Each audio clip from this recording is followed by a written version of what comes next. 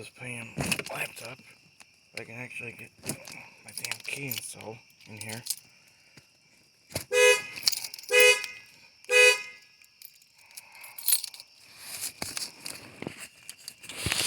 I hate that key in the century.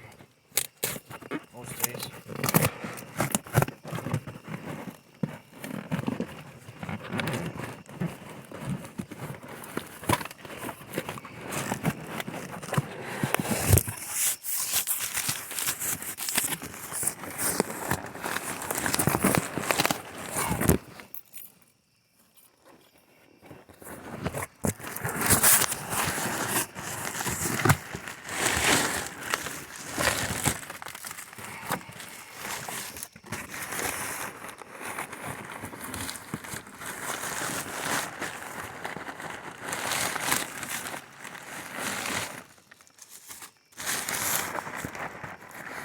That's all for now.